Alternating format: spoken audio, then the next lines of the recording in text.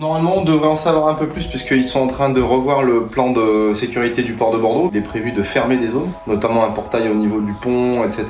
Ici, normalement, la fin juin, je dois en savoir plus, ce qui me permettrait moi ensuite de prévoir des travaux pour cet été. En fait, il y a une vingtaine d'années, la gestion de l'espace, c'était principalement vu du côté des aquaculteurs, puisque eux, ils ont une grosse mission de maintien des espaces en eau. Et puis au fur et à mesure des années, l'espace naturel qui nous a été confié en gestion par les propriétaires des sites, le Conservatoire littoral, le port de Bordeaux et le département de la Gironde, s'est agrandi. Tu pourras me le relocaliser cet abreuvoir là? Ça, ce serait pas déconnant. Si recreuser un abreuvoir, ce serait pas idiot. Le CPIE Médoc, c'est une association qui s'appelle Curuma, qui s'est montée en 1993 dans le but de réhabiliter les marais du Conseiller, qui avaient été abandonnés et derrière lequel il y avait pas mal de gestion à faire. On est devenu centre permanent d'initiative pour l'environnement uniquement en 2010. Statutairement, l'association elle est vraiment là pour ce travail de préservation des zones humides sur la pointe du Médoc et maintenant, depuis 2010, sur le territoire médocain. Vous offrirez une opportunité de nettoyer ce secteur. Donc on en a reparlé avec l'association syndicale de marais et avec le port de Bordeaux. Normalement, l'association syndicale de marais est censée se retourner vers la propriétaire pour dire voilà madame, c'est important de faire ces travaux parce qu'on a des problèmes d'écoulement d'eau.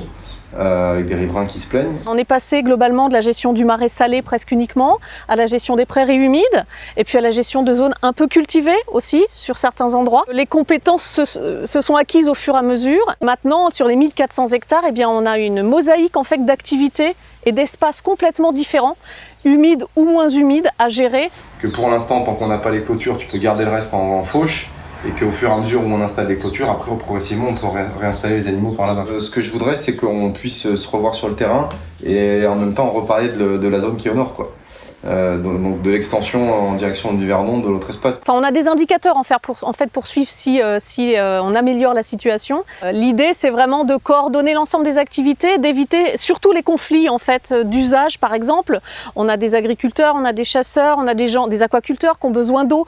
Donc l'idée, c'est plus de la mise en musique. Et en fait, on a des cahiers des charges et tout un système d'indicateurs qui nous permettent de jamais revenir en arrière, bien sûr, puisque l'idée, c'est toujours d'améliorer la situation. Le tout étant de prendre le temps qu'il faut pour arriver à améliorer cette situation et de ne pas brusquer les choses, puisque ce qui est important pour nous aussi, c'est d'avoir des gens qui vivent sur le marais et qui ont une activité économique. Oui, Bérénice avait demandé la facture, mais effectivement, le conseil a demandé à ce qu'il y ait la convention qui soit calée ici. Donc il faut qu'on puisse avoir ce document administratif pour qu'on déclenche ça. Donc je reviens vers toi, mais en juillet, j'essaie d'organiser quelque chose avec elle. Donc c'est vraiment un équilibre très compliqué à garder, mais qui demande beaucoup de temps et beaucoup de concertation. Mais en général, avec des discussions et de la médiation, on arrive toujours à emmener les gens en fait dans le sens où on va. De ce côté-là, on n'a jamais eu de soucis pour faire avancer, on va dire, le plan de gestion des espaces naturels.